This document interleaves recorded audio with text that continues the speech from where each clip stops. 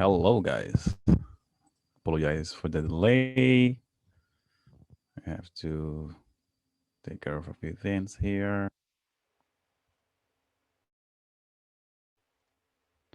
Okay. Does anyone has any question about yesterday civil rights?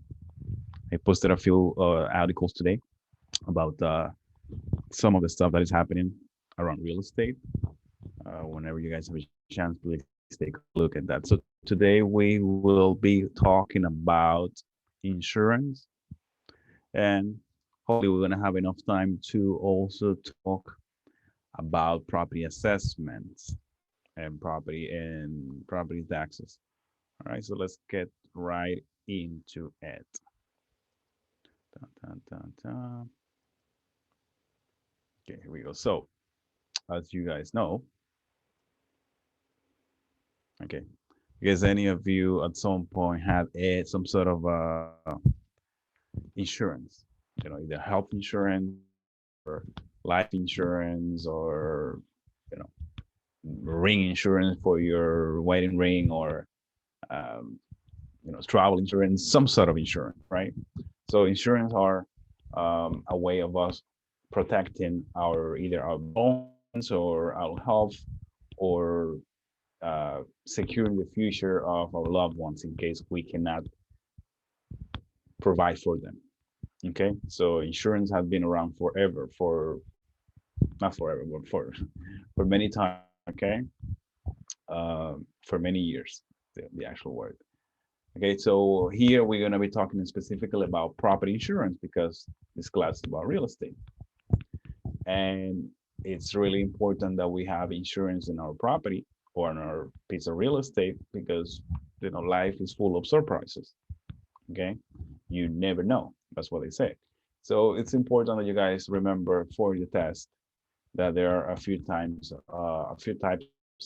sorry, of insurance. But before we talk about insurance, we need to talk about what are the things that most likely we need to protect from, or our clients will need to protect their properties from. And here we're gonna be looking at the what they refer to as the perils.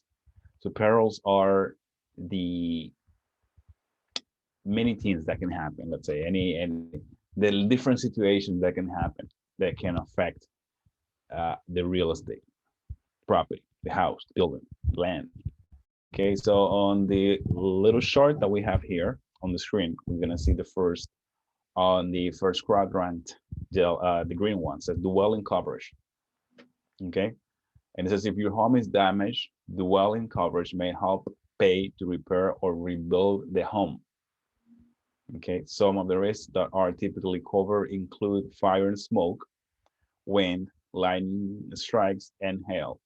So dwelling, remember, we mentioned earlier in the class that it's when someone lives somewhere. So you dwell at your house. So that's a dwelling, right?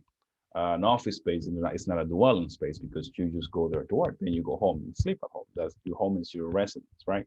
So dwelling, it's a place where you usually spend most of the time and actually live there. So the things that can happen, of course, is fire, or maybe the fire wasn't so bad, but the smoke was really bad.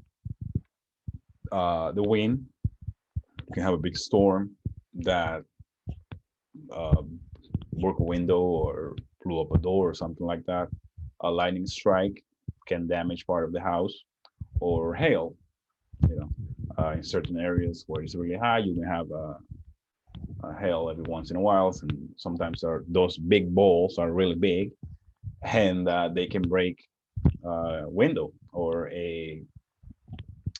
um, a skylight on your roof. Okay, so that's a type of coverage. So you can get an insurance that covers that is called the dwelling insurance, and it's for covering those type of perils. Then the other type of coverage that you may find for different type of perils are the ones that cover different structures, like outside structure. For example, as you can see here in the picture, a shed, a detached garage, or a fence. It says that other structure coverage may help pay to repair or replace certain components that are not attached to your home after a covered loss. This coverage may extend to items such as a shed, a detached garage, and a fence. Okay, so let's say you can say, well, wanted a type of insurance that cover my dwelling, my house, but also I want that to include other structures. Other structures, then it will include the shed, the attached garage, and a fence. Therefore, probably the insurance is going to be a little bit more expensive. Okay. Now we also can add another type of coverage, which is the personal property. Since personal property coverage may help reimburse you for the value of your belongings or pay to replace your belongings after a covered loss. Examples of what personal property coverage may help protect include furniture, electronics, and clothing. Okay, so I remember my boss probably like 10 years ago. He had an apartment in Long Beach, New York. Nice apartment, 2 floors, but it was like it was in a condo. So the condo was actually, it was 4 floors, but 2 floors were 2 apartments. So it was like one and two, but each apartment had 2 floors. So there was a fire on the first floor, on the garage of the first floor. Okay, and the fire never got to the 4th floor, which is where my boss was living. He wasn't there. We were in the art at this time, but the fire started in the first floor in the garage, and the smoke went through the whole building. So the fire didn't destroy anything, but the smoke just didn't have a way to escape. So it went through the whole building, including my boss's apartment, and there was a whole bunch of stuff there that was basically garbage because everything stunk like smoke. Um, so the insurance company came and they wrote what they call a adjuster. He comes and value everything. So they put everything like all the clothes. They took it to the dry cleaners, whatever wasn't damaged, and they took every single item and value it and put it on the side and that kind of stuff. So he obviously had a kind of insurance that was covering for personal property. Okay, aside from the actual dwelling, from the actual apartment or condo that he was living at. Okay, now there is another coverage that I call liability coverage. That is very important. Why? No matter how careful you are, accidents can happen. Liability coverage may help you pay for costs resulting from an injury to someone else or damage to their property if you are found liable. For instance, liability protection may help cover a guest medical bill, your legal expenses if you sue, an injured party's lost wages, and the cost of repairing damage you accidentally caused to someone else's property. So a person can come to visit you, or a friend of a friend can come to your house, and all of a sudden, there is snow on the or ice on the staircase, and while they're going downstairs, they whoop, slip and crack the leg or something like that. They have to go to the hospital. They don't have insurance. The hospital is going to charge them all this stuff. So he said, well, I need to find a way to collect this money. So what he does is that he sues you. So well, I fall on that guy's property. So this type of insurance is going to cover you when that lawsuit starts. Okay. Um, so these are the most common kind of coverage that a property owner will look for. As an agent, you will be also recommended. You are not an insurance agent, but you have knowledge of this situation as of today, of course, and maybe before. But you can say, okay, I have to look up for you because you are my client. So, you just bought this property. It's good that you get insurance. In the way, you're gonna meet insurance agents, and they will obviously be your friends. And you can always say, okay, you know what? I have a person here that can use your services. Person gets insurance through you, and then what goes around comes around. So those are the most common coverage that a property owner will look for. Now, there are a few type of policies based on coverage, based on what you decide to take. So the monoline, it's the kind of property where Mono means from one, comes from a word that means one. So monoline means that you only take one of the coverages that we mentioned before. So let's say that you have a piece of land. Okay, you have a piece of land and you don't have anything built on. You don't have any structure. You don't have any. How did we refer to when we were mentioning real property? Um, Anything built on. So you, it's a piece of land, but you put insurance on it. You put lease liability insurance. Okay, because you know there's a fire. What's Nothing's gonna happen. It's not like it's gonna burn. So you put a lease liability insurance in case someone jumped through a fence and then they break a leg.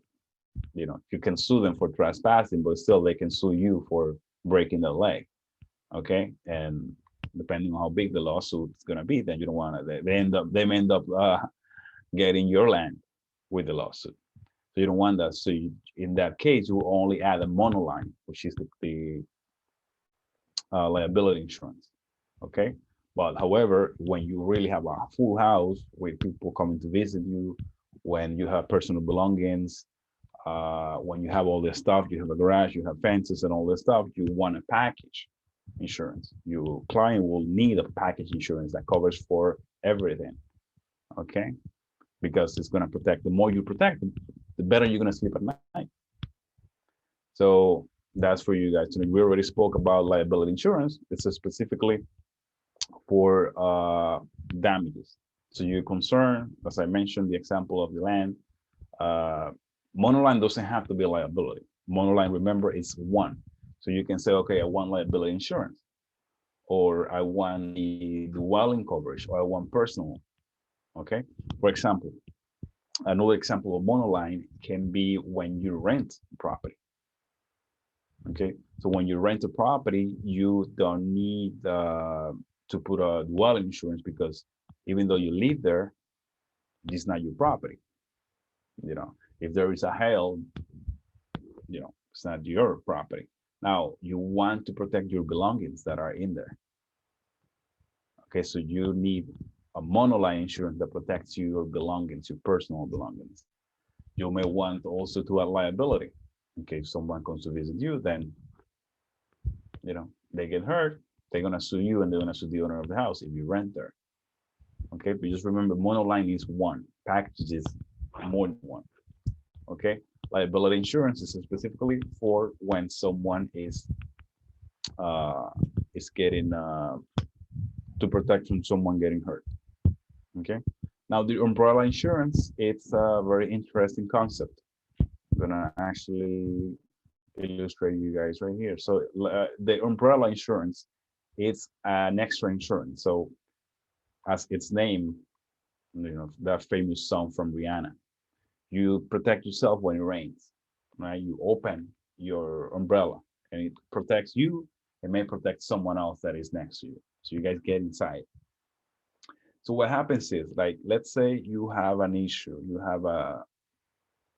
You are driving a car, you forgot that your insurance had expired, and you happen to be into an accident, someone gets hurt really bad.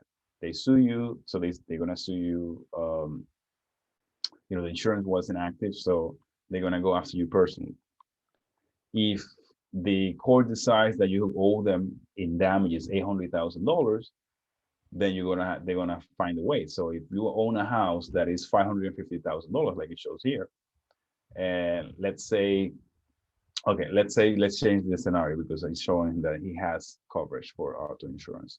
The coverage for the auto insurance was 250,000. That's the limit, right, for liability.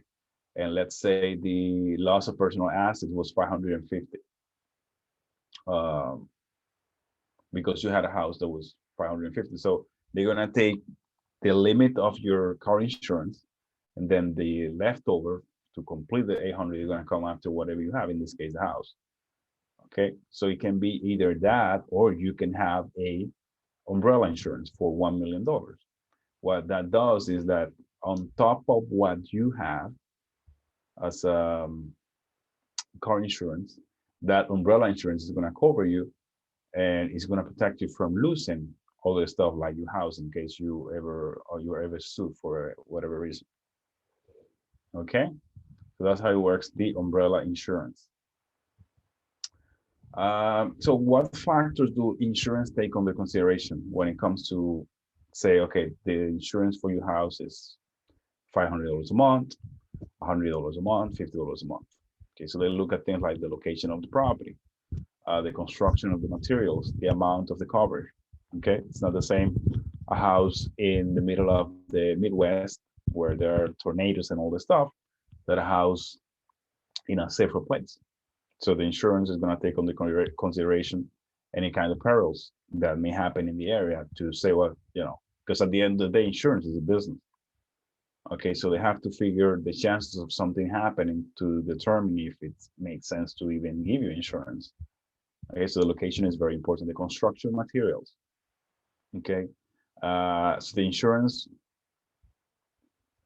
always tries to make sure that whatever they put in their investment on, because as I say, as a business, an investment is well built. Okay, so you want to make sure that, or they want to make sure that your house is really built well, meaning that they wasn't built on a illegal way, that every permit is up to date. They want to make sure that you didn't violate the law building your house. You built it with the wrong type of materials, and then there may be an issue in the future. Okay, the amount of coverage.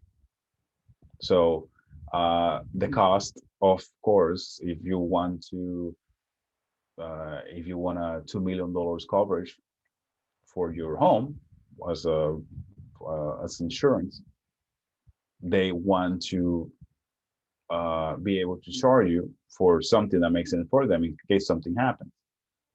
Okay, so $1 million is going to be $1,000 a year. $2 million cannot be $1,000 a year. You're going to be more. Okay, so something for you guys to remember. Talking about location, important. Property insurance does not cover damage caused by the peril of flood.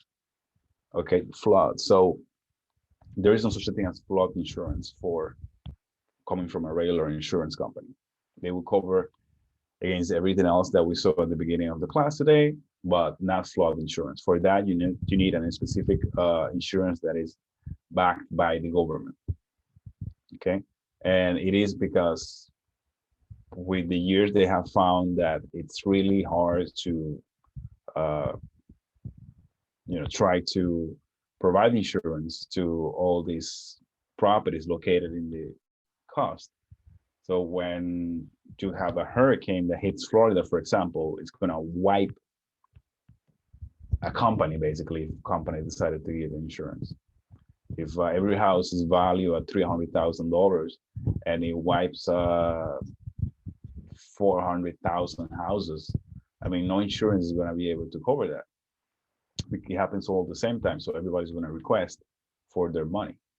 And that's why they don't cover, because they don't have the way, they don't have the means to do that. Okay, a fire, how many houses are going to have a fire? A fire at the same time. Okay, so just remember that property insurance does not cover damage caused by flood. You need a special type of insurance that is backed up by the government. Another concept, of course, that is important to remember, you guys probably know, I know Johnny had an issue with his car a few days ago, and he had to pay a deductible. We all have to pay a deductible when we have an insurance. And why those people have to pay a deductible? Because it helps reduce the overuse of the policy, thereby reducing insurance cost. So if everybody, let's say for the minimum, will make an insurance claim, insurance will also go out of business, or the cost will be really high. So what they try to do is they say, okay, so we're going to make it so the people will have to pay $500 or $5,000 in order for them to get to file a claim. That way, people is actually going to file a claim when it makes sense. Otherwise they're going to decide, you know what, I'm not going to do it because it's not going to be, the actual, damage is $400 and I have to pay $500, why would I do that? You understand? So it actually encourages people to not use the insurance sometimes. One, because of course they have to pay that money up front, and second, because they are concerned that the insurance cost is going to go up after that. All right. Something also that you guys need to remember: a lender's interest. So banks, okay, a lender has an insurable interest in a property and requires the proper mortgage clause. So a bank, remember, a bank has a non-possessory interest on your property when he puts a mortgage lien, when you decide to put a mortgage on your house. Okay, so when he decides to put a mortgage in your house, giving your house as a security for a loan, right? Then the bank needs to make sure that that house is going to be in good shape within the life of the loan, right? So they say, okay, I need to secure my loan, and my way is to make sure that you have insurance at all times. This is why when we're talking about financing options and mortgages and payments and all this stuff, we're talking about the PT. Remember the PT, PITI, PITI, principal, interest, tax, and insurance. Insurance is this insurance, property insurance. And the lenders have to make sure, this is why they included as a type of the budget payments for a mortgage, because they want to make sure that if the owner doesn't pay the insurance, they are paying it to secure their security. And if the homeowner doesn't pay the insurance, then it's a violation, is a default of the mortgage, because it's one of the requirements. That's why it says it requires a proper mortgage clause. That proper mortgage clause is the one that says that the bank or the lender is an additional insured, meaning that if something happens to the house, a house where a bank has a mortgage on, a bank, if there is a total destruction, total loss, then the bank gets paid. The bank, if someone has a mortgage in a house for $400,000, the house is worth 600, there's a total loss. The bank comes and says, you know, we're gonna give you $600,000 that we insure the house for. Then they're gonna send a check to the bank for $400,000, and they're gonna send you a check for $200,000 because the bank has an insurable interest on the property. Okay. Another concept important to remember: insurance cancellations. So insurance companies must provide a stated reason for cancellation and provide at least 20 days notice. So insurance company cannot just say out of the blue, say, oh, you know what, we don't want to insure you anymore. No, they have to send you a notice at least 20 days before, and they need to state why. You have to say, okay, because you didn't pay the premium, because we ask you to do this. Insurance companies have inspectors that come to your property, to your house, to your business, and they look around for risks of a loss. Meaning, they look at your sidewalk and they say, oh, you know what? The sidewalk has a hole over there. Someone can trip walking by. So I will make a recommendation that you, as a homeowner, take care of that as soon as possible to avoid any loss, okay, any risks, any perils, so any liabilities. Okay, so if they make that recommendation, they send it to the insurance sends you a letter saying, okay, you know, part inspector, blah, blah, blah, you need to do this.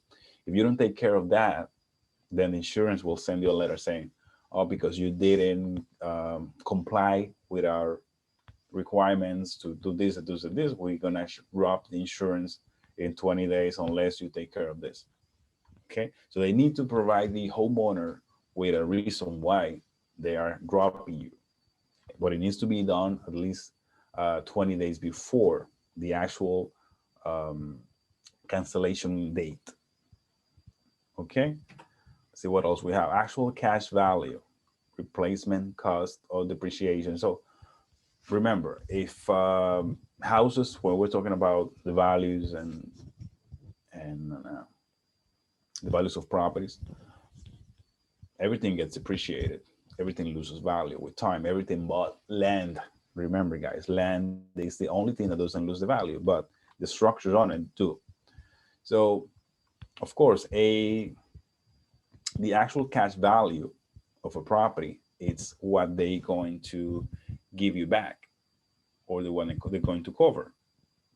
Okay, so the replacement cost, which is what they're gonna figure out that it's gonna cost to rebuild the property, that's gonna be um, taken from the, no, the depreciation is gonna be taken from the replacement cost in order to decide what the cash value is gonna be that they're gonna give you. So not necessarily they're gonna give you $400,000 back if your house is valued at 600. Okay, it may be valued because it's, you know, it was built a few years ago, blah, blah, but if the house is 60, 70 years ago, I am built 70 years old, they may not say, you know what, your house was actually worth this and this, blah, blah, blah. We can only give you 300, now 400. Okay, so if you look at the little picture here, you're gonna see actual cash value. Coverage means your house plus the value of your belongings after taking away depreciation. Okay, the replacement cost coverage is similar to actual cash value, except there is no depreciation taken away from the value. And guarantee or extended replacement cost coverage is all inclusive because it pays for whatever it costs to build or fix your home. So you can add to your coverage. You can say, you know what, I'm gonna pay a little extra to make sure that even I know my house is old, but I want to pay in case something happens. I want to make sure that I'm going to get the full value of the house. Okay, even though it's going to continue to depreciate through the years. Okay, another cost concept important to remember is replacement cost of insurance refers to the insurance that replace an item without depreciation. These are the 16 perils that mostly we find. Oh, these are not all perils. Some of them are. Okay. Um, let me see what else we have here. Okay. This is important because I want you guys to know that this came on the test, this part, specifically the type of insurance. So I'm going to send you guys this part so that you guys remember what, at least on the left side here, what came on the test was what kind of insurance does a condo use. So you can see that will be HO6. HO6 is the one for condos. There was, I think, I'm not sure, but I think there was another one where someone mentioned that what kind of insurance was that for renters. So you can see for renters will be HO4. HO stands for homeowner. Okay, but don't get confused because you may have an HO4, which is for renters. So just save it in your mind as HO. So HO4 is for renters. HO6 is for condo. Okay, and then you have another ones like mobile homes, older homes. Um, the special one. So as you can see, what they cover, depending on how you what they are. Okay, so the HO1 is like the monoline. It's a basic one. As you can see, it only covers the dwelling. In this case, the broad one covers the dwelling and belongings or personal property, and the special covers everything. Special is for uh, certain type of properties, like let's say museum or church, or the type of properties that we looked at when we're talking about the um, valuations, properties that we needed to do a special type of valuation for the cost based valuation. Okay, so for this particular side, I need you guys to remember renters insurance, the HO4 insurance, and the HO6 condos. Okay, remember that. Okay, so we're gonna take the last, we have 11 minutes. So that was insurance, guys, pretty much. So we're gonna be jumping now the next 10 minutes to be talking about property tax and assessment in New York State. For that, I have a small video here. Let me just come back here. So make sure I have the sound. All right, so first we're gonna be talking about taxation in general. Delicious coffee. Second.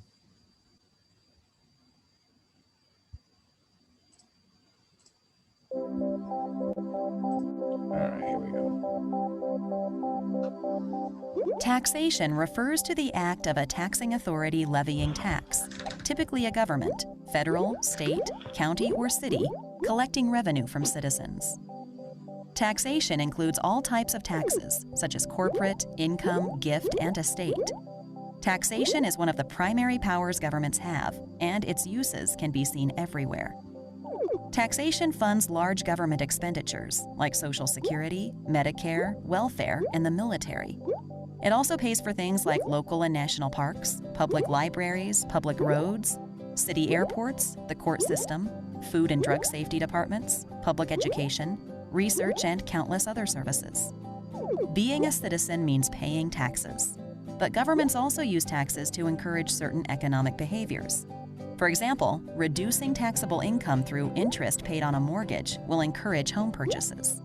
That leads to more jobs for those who build homes, and then more jobs for the industries that support home builders, and so on.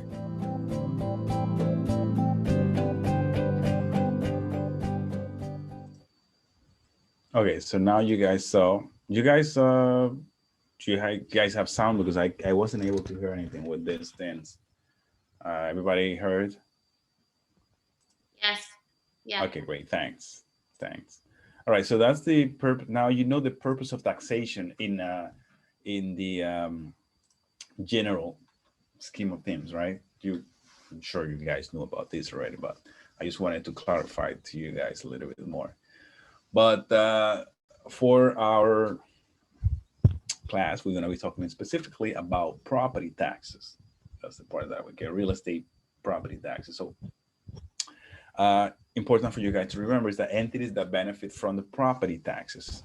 Okay, so we have the counties, we can have the cities, the towns, the villages, the school districts, and the special assessment districts. Okay, remember, guys, remember that the state government doesn't get any money from the property taxes. Okay, the state does not get any money. Look at this again. These are the entities: counties, cities, towns, villages, school districts, and special assessment districts. The state does not collect or receive any direct benefit from the real property taxes. Okay, the state can get sales taxes, can get income taxes in the case of New York State. They don't get anything from real property taxes.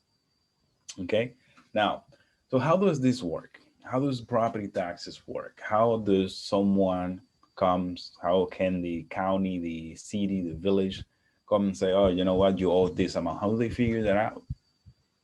Okay, so first we have two types of property taxes or tax liens that are added to the property. One is based on it's called ad valorem. Okay, ad valorem, it's a Latin term that refers assessed based on value or to the value of something. So there is the first one, which is ad valorem, and then we have what we call special assessments, that are taxes that pay for a specific public improvement. So I actually prepare you guys a little video also for these ad valorem. So maybe you guys can take a quick look here.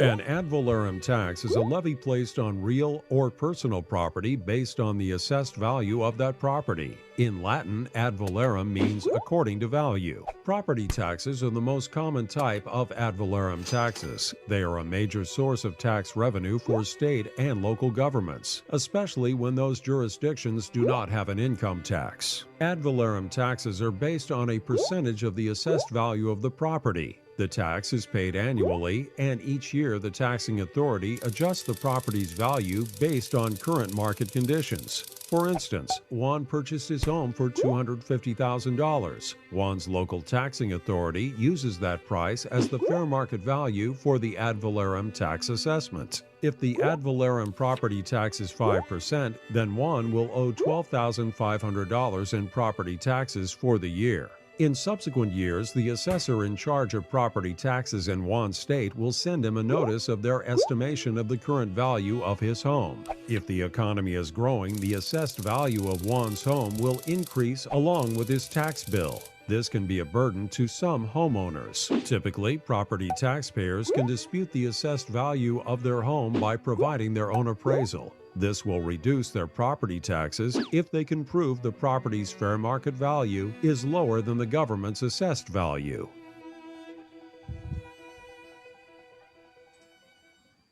All right, guys.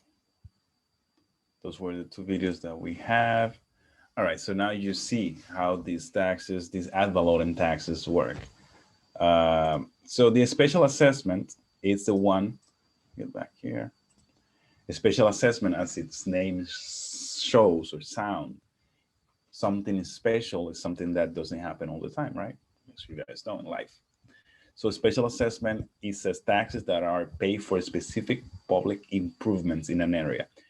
So let's say Johnny lives in a house that has a street, and all of a sudden there is a pipe that goes under the street and it burst and is spreading water all over the place. So it's an old pipe from 100 years old.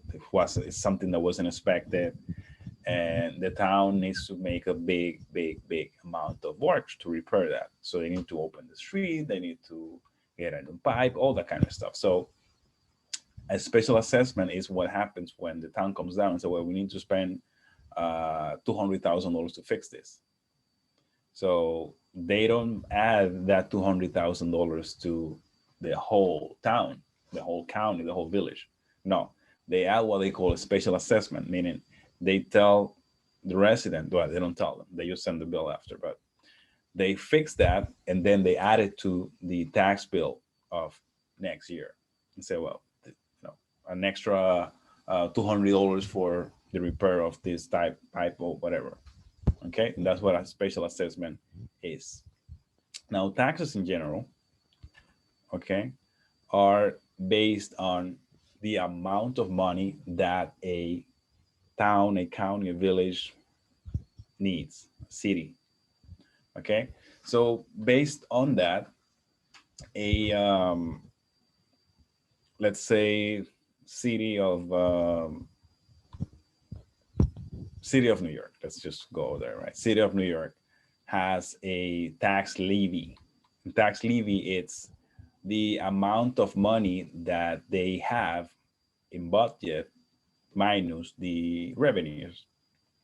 So if they know that they are making money on different stuff, let's say income tax and parking tickets and all that stuff, they know they're making $1 million, to put a number, $1 million a year on that. So they have an average, and then they also get money from the state. So that's also part of revenues.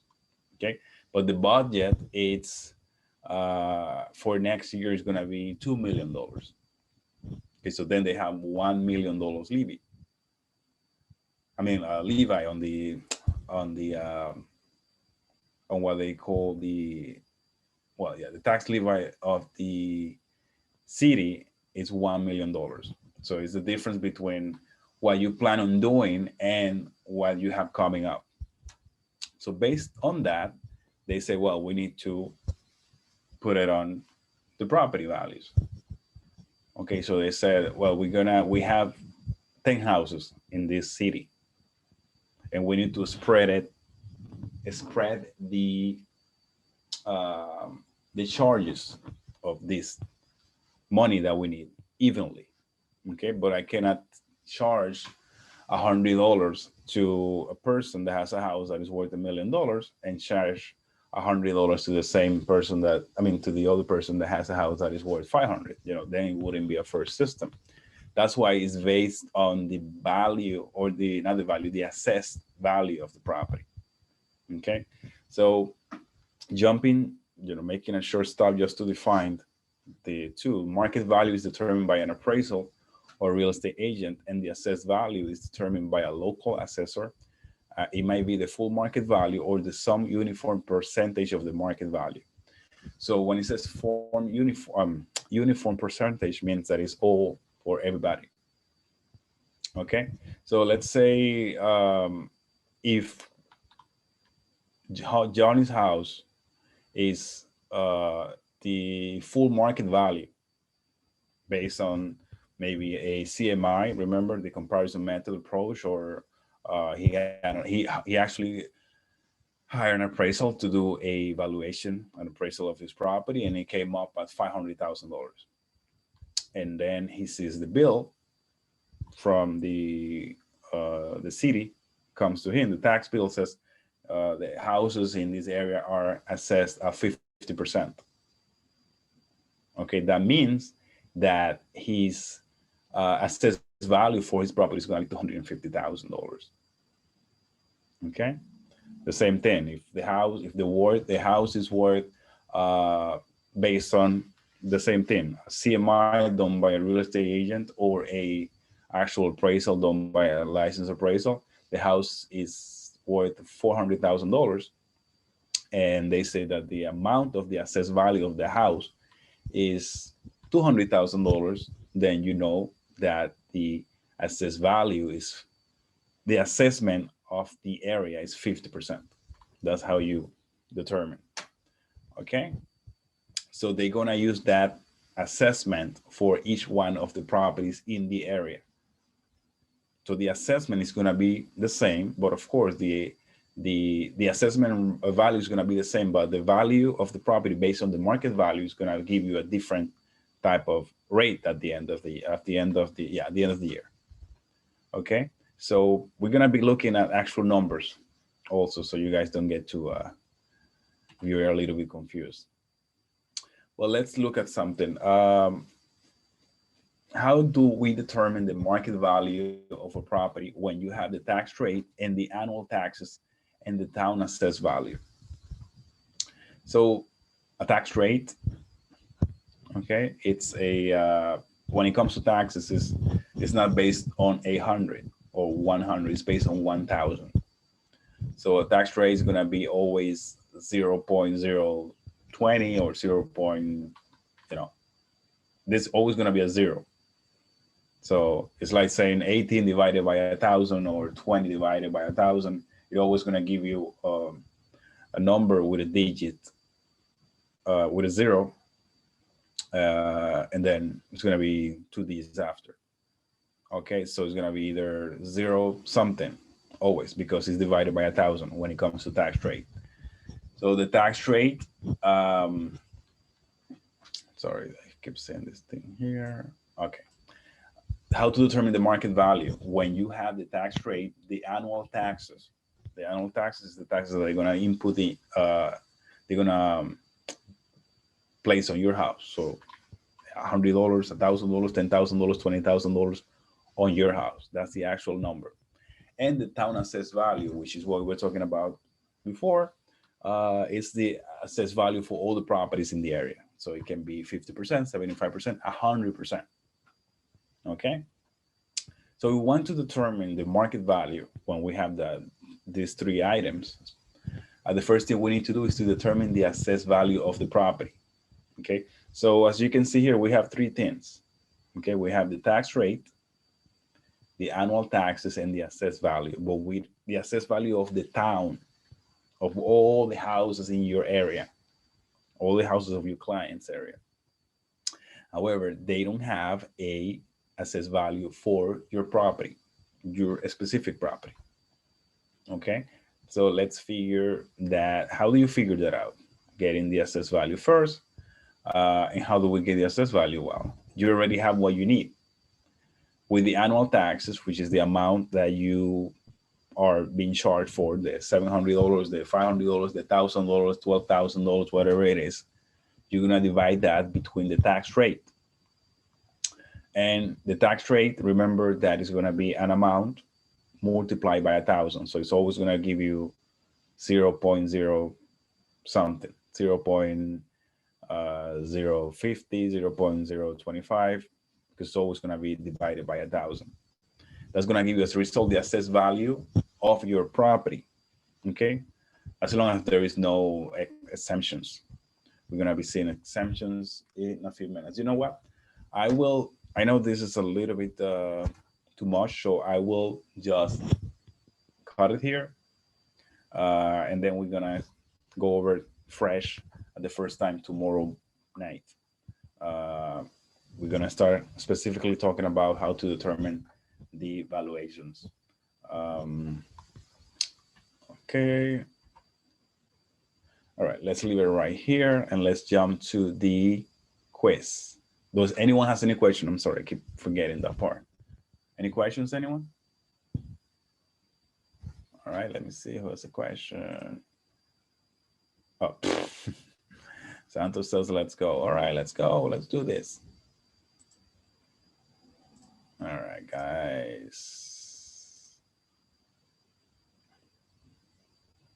Okay. For those that do want to stay, I am holding an hour of going over questions of the final test with some students from the previous classes.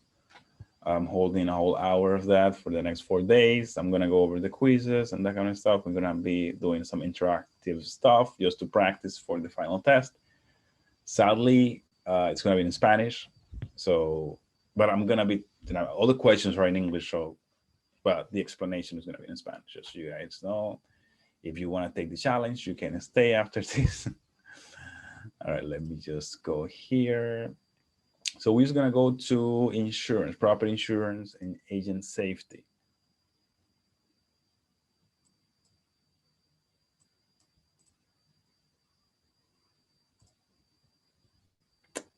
All right, guys.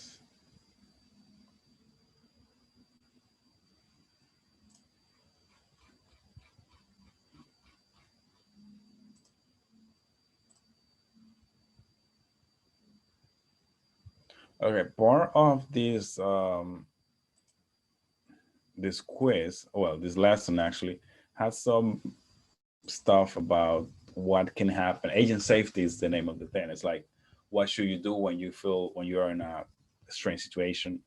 But this usually doesn't come on the test, so that's why I don't include it on the, because it's stuff like about common sense stuff. Like the first question, when faced with an uncomfortable situation, what should be your first course of action? Meaning when you are showing a property and you feel, when you're faced with an uncomfortable situation, what do you guys think should be the first thing to do? Simon says D, Johnny says D. I have 2 Ds. Look for a way to remove yourself from the situation as quickly as possible. Santos has a letter. Are we good? All right, I'm gonna go with the D then. Correct, very well done. It's common sense, right? Now, the lender's interest in property insurance relates to making sure, what do you guys think? The lender's interest, the bank interest in property insurance relates to making sure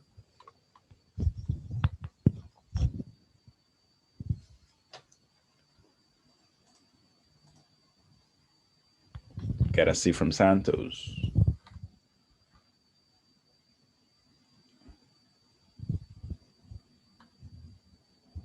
The lender's interest in property Insurance relates to making sure. I have a D from Johnny. I have a D from Simon. To this, I'm going with the majority. All right. Well done, guys. Correct. All right. Type of policy that provides a very high limit of liability is a type of property that provides a very high limit of liability. I have a D from Simon, from Johnny. I have a D from Simon. I have two Ds. Anyone with a C, with a B, with an A? D going on once. D going on twice. So to the D. Correct, guys. Very well done. Yeah, this one we didn't talk about. It's not important. On a all-risk property policy, where would you look to determine if a loss is covered? Yeah, this is not important. Let me see. Okay, let's see this one. I know we didn't talk. This is that little chart that that we showed very briefly. Let's see if you guys have a good memory of that chart. This Gloria is in a contract of a Victorian-style home built in 1836. Some of the unique features of the property include a hand-carved oak staircase and fireplace mantle and several stained glass windows. What type of homeowner's policy should Gloria get? I'm actually going to bring you guys back to that thing so you guys don't think I'm unfair, and you guys can look at this. So this is the question, and I will bring you guys back. Simon says D. Wait, sorry. So the D says HO 8, number 8. He says, Johnny says B. I have a B, and I have, sorry.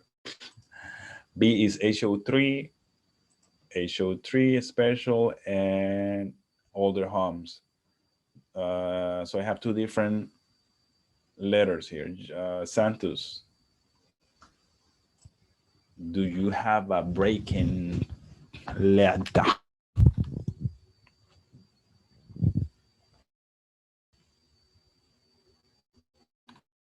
Johnny says D. Johnny changed his answer to D. So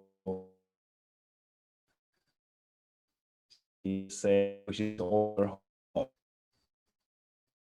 All right, so let's see.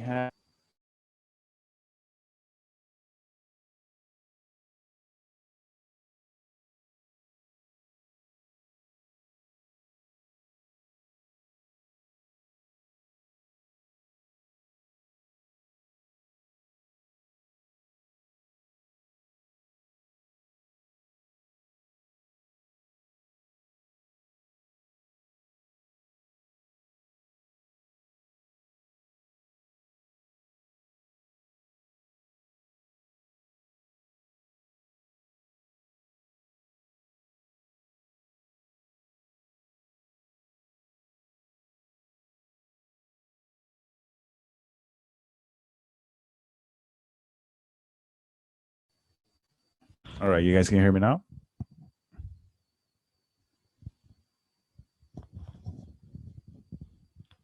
Yep. Okay, great. Let's just finish it up, guys. I'm bringing you guys back here. Sorry about the interruption. All right, definition of flood is D.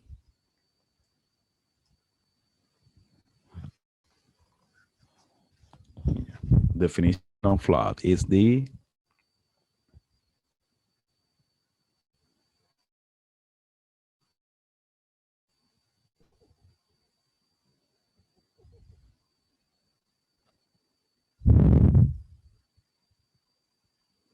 Bam, bam, bam, bam. Bam, bam, bam, bam.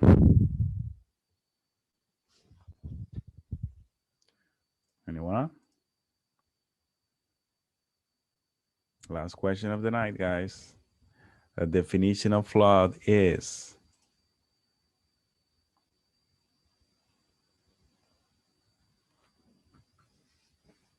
I got a C from Simona, B from Johnny. they are facing each other of this battle. I have a C and a B. Anyone else? Santos, do you have a breaking answer? Do you have an A? Do you have a D?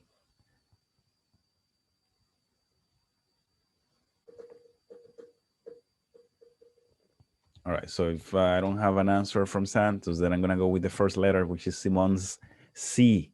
She says, definition of, yeah, but there's only one right.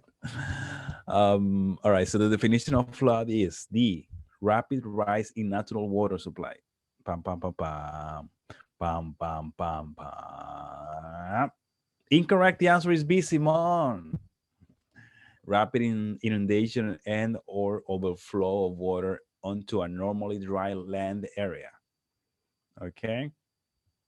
Anyway, guys, great. Nice to see you guys around. Have a great night, everyone. All right. Stay safe.